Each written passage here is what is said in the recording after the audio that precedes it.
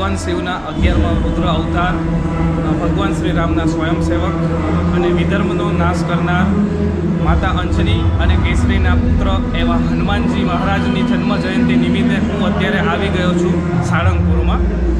સાળંગપુર જ્યાં સાક્ષાત બજરંગબલી બિરાજમાન છે એવા સાળંગપુરમાં હું તમારું હાર્દિક સ્વાગત કરું છું.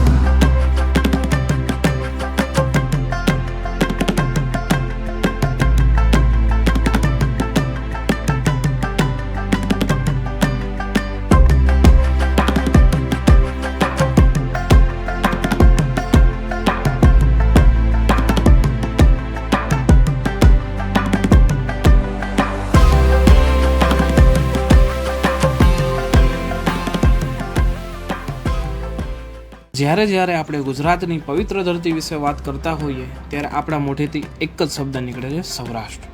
સૌરાષ્ટ્ર જેને પવિત્ર ધરતી તરીકે માનવામાં આવે છે. અને જ્યારે આપણે સૌરાષ્ટ્રની વાત કરતા હોઈએ અને આપણા મોઢેથી સાળંગપુર દાદાનું નામ ના આવે એવું ક્યારેય ના બને.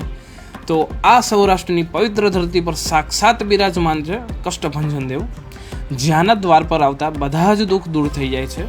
તો ચાલો આજે જઈએ આપણે એક આધ્યાત્મિક સફર પર અને હનુમાન દાદાના ચરણોમાં.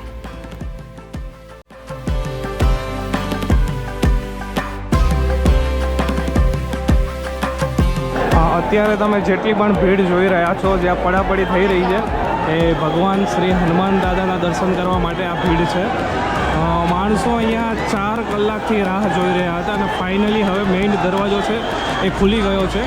આ મંદિર છે અને અહીંયા મોટું પ્રતાંગણ છે. અત્યારે સવારના 6 વાગ્યા છે અને મંદિરમાં દર્શન કરવા માટેની એટલી બધી લાંબી ભીડ છે, એટલી બધી લાંબી લાઈન છે ને કે અત્યારે તો દર્શન કરવા પોસિબલ લાગતું નથી મને. એટલે હું અહીંયા મંદિરની એક્ઝેક્ટ સામે બીજું મંદિર છે જ્યાં સ્વામિનારાયણ અને કૃષ્ણ ભગવાનનું છે. તો હું ત્યાં આવીને બેઠો છું અને વેઇટ કરી રહ્યો છું. લગભગ તો મને એવું લાગે છે કે 2-2.5 કલાક પછી મારો વારો આવશે. તો ત્યાં સુધી હું વેઇટ કરું છું.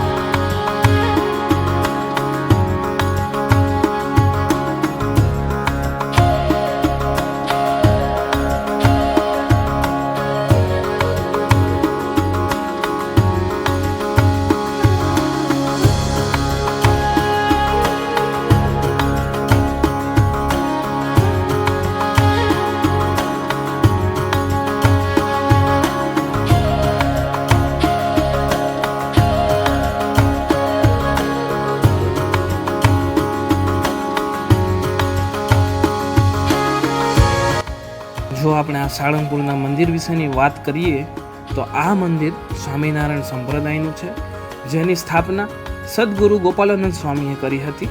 કહેવાય છે કે આ મૂર્તિમાં એટલી બધી શક્તિ છે કે શનિદેવ પણ હનુમાનજીના ચરણોમાં સ્ત્રીનું રૂપ ધરીને બેસ્યા છે, જેથી એ ભક્તોને હેરાન ના કરી શકે.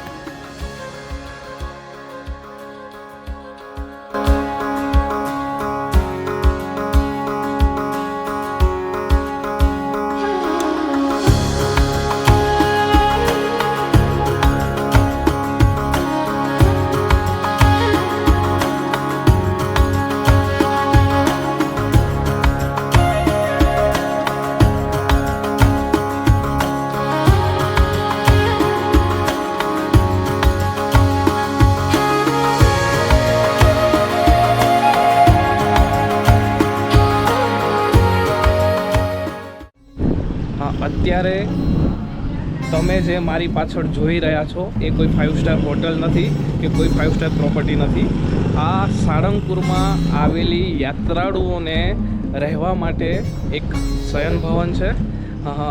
આપણે કહેવા જોઈએ સાદી ભાષામાં તો ધર્મશાળા છે, જેનું રેન્ટ વિશેની વાત કરું તો એનો 1500 થી 2000ની વચ્ચેનો રેન્ટ છે, જેમાં તમને એસી અને નોન એસી બંને પ્રકારના રૂમ મળી જશે.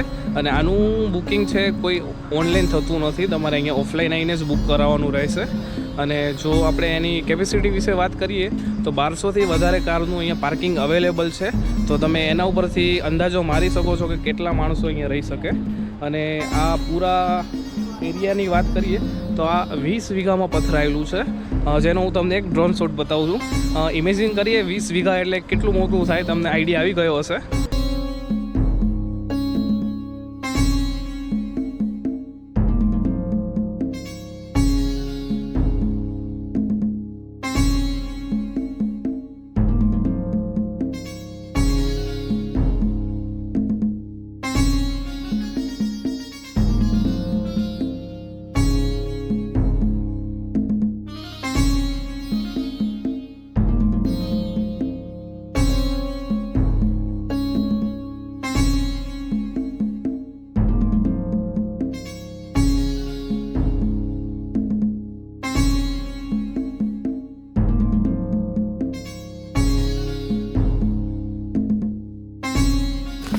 અત્યારે હાલમાં તમે જે જોઈ રહ્યા છો એ આ વિશાળ પ્રતિમા કિંગ ઓફ સાળંગપુર તરીકે ઓળખાય છે, જે 54 ફૂટ ઊંચી, અને આ મૂર્તિ આખી દુનિયામાં અનોખી છે, જે પંચધાતુઓથી બનેલી છે, જેને જોતાં જ મનમાં એક અલગ પ્રકારની ઉર્જા અને શાંતિનો અનુભવ મળે છે.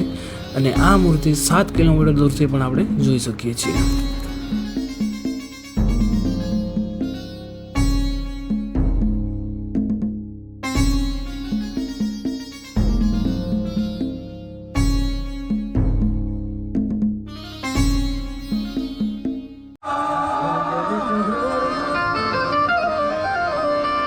ઘનઘોર જરે ચહુર મારું મન મોર મની ધન મન મોર મની ધન મન મોર મની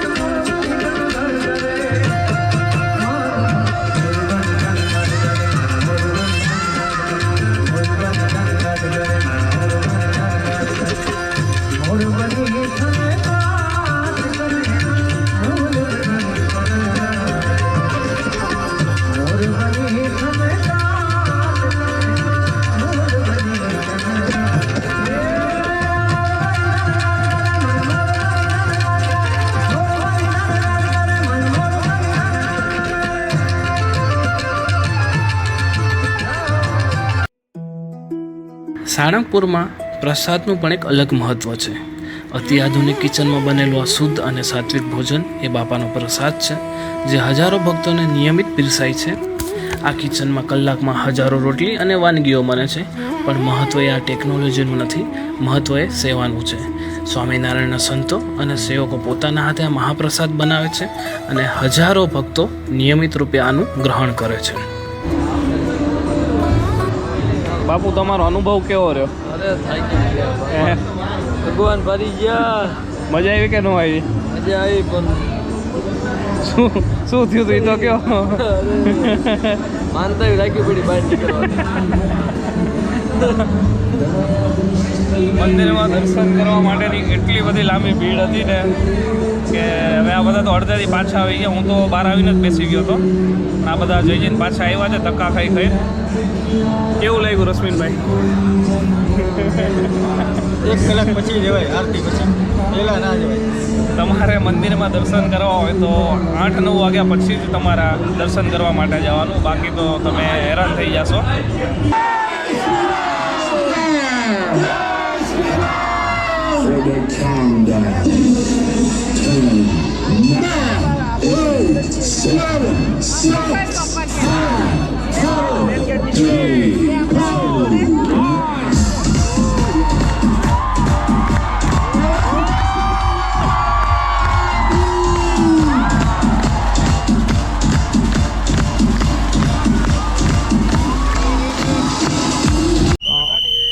અત્યારે ઓલમોસ્ટ 10 વાગી ગયા છે, અને આ તડકો તમે માથે જોઈ રહ્યા છો. આટલો તડકો હોવા છતાં રાતના માંડીને અત્યારે સાંજ સુધીમાં આ લોકો એમની નિસ્વાર્થ ભાવે સેવા આપી રહ્યા છે. આપણે એમની મુલાકાત લઈએ. જય બજરંગબલી. જય બજરંગબલી. તમારું નામ? રાજેશભાઈ ગજેરા. રાજેશભાઈ ગજેરા. તમે અહીંના પ્રોપર અહીંના છો? અમદાવાદથી. તો તમે દર વર્ષે અહીંયા સેવા માટે આવો છો કે? હનુમાન દાદાનો જે પ્રસંગ હોય ત્યારે અમે સેવામાં હોઈએ છીએ. બરાબર છે. ખરેખર હું એમનો ખૂબ આભાર માનું છું, કારણ કે એમના કારણે અહીંયા જે આ પાર્કિંગ વગેરેની જે સુવિધા છે એ જળવાઈ રહે છે. અને મારો દાદાનો આભાર માનો. વ્હીકલને પાર્ક કરવા માટે આ મોટા મોટા ખેતરને ખુલ્લા મૂકી દેવામાં આવ્યા છે. લગભગ એક ખેતરમાં ઓછામાં ઓછી 700 થી 800 ગાડીઓ આવી જાય એટલી જગ્યા છે. અને આવા તો લગભગ 25 થી 30 જેવા ખેતર એમને રાખ્યા છે, જ્યાં મેક્સિમમ ગમે એટલી ગાડી હોય ને બધી ગાડીનું પાર્ક થઈ જાય એવું છે. એટલે પાર્કિંગનો કોઈ ઇસ્યુ નથી. એટલે તમે કદાચ આ વર્ષે તો તમે મિસ કર્યું હોય કે આવ્યા હોય, પણ નેક્સ્ટ ટાઈમ તમે આવો તો ધ્યાનમાં રાખજો કે પાર્કિંગનું કોઈ ઇસ્યુ નથી. તમે બે ધડક બિંદાસ આવો અને મોજ કરો. ઓલ ઓવર આપણને સાળંગપુરમાં આપણે આવ્યા અને હવે જવાનો ટાઈમ થઈ ગયો. બરાબર છે? બરાબર. તમારા બંનેનો એક્સપિરિયન્સ કેવો રહ્યો? મજા આવી ગઈ. મજા આવી? મારે તો રેગ્યુલર આવવાનું છે. રેગ્યુલર એક્સપિરિયન્સ બેસ્ટ છે. દર વર્ષે આવવાનું. હા, ફાઇનલ. હું તો જો કે આવતો નહોતો, પણ આ રશ્મિન પટેલ છે મારા ફ્રેન્ડ, એમને મને એકવાર લઈને આવ્યા. પછી ખબર નહીં શું થઈ ગયું, તો મારે દર વર્ષે આવવાનું થાય જ છે અહીંયા. અને જો કદાચ તમે આ બધી વસ્તુ ઘરે બેઠા બેઠા જોતા હોય તો હું તમને એક વાત કહેવા માગું છું કે અહીંયા તમારે અચૂક મુલાકાત લેવી જોઈએ. જે અહીંયા આવીને તમને જે એક્સપિરિયન્સ થવાનો છે એ જે ટીવીમાં રીલ્સમાં તમને નહીં મજા આવે. તમે અહીંયા આવશો અને રૂબરૂ મુલાકાત લેશો, તમને ખરેખર અદ્ભુત આનંદ આવવાનો છે. અને પોઝિટિવ એનર્જીનો એક્સપિરિયન્સ થશે. અહીંયા તમે જેવા ગેટની અંદર એન્ટર થાઓ ને એટલે તમારા શરીરના રૂવાટા ઊભા થઈ જાય એવી પોઝિટિવ એનર્જી તમને ફીલ થશે. થોડુંક લાઈનમાં રહેવું કે અને મેઇન વાત એ છે કે જો તમે અહીંયા મંદિરે આવો છો, તમે ઘણા ખરા નજીકથી આવતા હોય છે, પણ મોસ્ટ ઓફલી માણસો બહુ દૂર દૂરથી આવતા હોય છે. તો બધાને મારા તરફથી એક હમ્બલ રિક્વેસ્ટ છે કે તમે જેવા મંદિરના પ્રટાંગણમાં આવો તો મંદિરના જે રૂલ્સ અને રેગ્યુલેશન હોય છે, જે ત્યાંના સ્વયંસેવકો હોય છે એમની વાતો માનવી, એ જે પ્રમાણે તમને ઇન્સ્ટ્રક્શન આપે છે એના ઉપર ધ્યાન દેવું, અને જે નિયમ્સ રૂલ્સ વગેરે જે લખ્યા છે એને આપણે ફોલો કરવાના. કોઈ સ્વયંસેવક સાથે આપણે અત્યારે મેં જોયું કે ઘણા બધા માણસો એમની જોડે માથાકૂટ કરતા હતા, પણ એ ખોટી વસ્તુ છે, એવું આપણે ના કરવું જોઈએ. જો તમે અહીંયા આવો છો તો એ બધા નિયમ વગેરેની આપણે ખાસ ધ્યાન રાખવું અને દાદાના દર્શન કરવા પ્રેમથી. લાઈન તો હોય છે, ભીડ તો હોય છે, પણ જો તમે સમય લઈને આવશો પૂરતો તો તમારો અચૂકથી ત્યાં દર્શન કરવાનો તમને જે લાવો છે એ મળી રહેશે. અત્યારે હું આવી ગયો છું બાજા રાયસંગ પેંડાવાળા. આપણે ભાઈ જોડે થોડી વાત કરીએ. સાળંગપુરથી લગભગ 2.5-3 કિલોમીટરની રેન્જમાં છે ખામડા ગામ છે. ત્યાં બાજા રાયસંગ પેંડાવાળા ઘણી બધી બ્રાન્ચ છે, પણ એમાં હું અત્યારે જે બ્રાન્ચે ઊભો છું તે મને બહુ વધારે સારી લાગી. એમને કદાચ એમની પેઢીથી આવતું હશે. આ ચોથી પેઢી છે એમને? હા, એમની લગભગ ચોથી પેઢી છે. અમે 4 જણા આવ્યા હતા, એમાંથી 3 જણાને 2 વાર દર્શન થયા અને મને એક પણ વાર દર્શન થયા નહીં. અહીંયા સુધી બોલાયો પણ એમના દરબારમાં નહીં બોલાયો મને, એટલે હવે શું કરશું, હવે ટાઈમની અછત છે થોડી. વાંધો નહીં, હવે નેક્સ્ટ ટાઈમ હવે આપણે બેટર લક નેક્સ્ટ ટાઈમ. તમને જો આ વિડીયો ગમ્યો હોય તો વિડીયોને લાઇક કરજો, શેર કરજો અને મારી યુટ્યુબ ચેનલને સબસ્ક્રાઈબ કરજો. મળીએ હવે આગળના વિડીયોમાં. જય બજરંગબલી.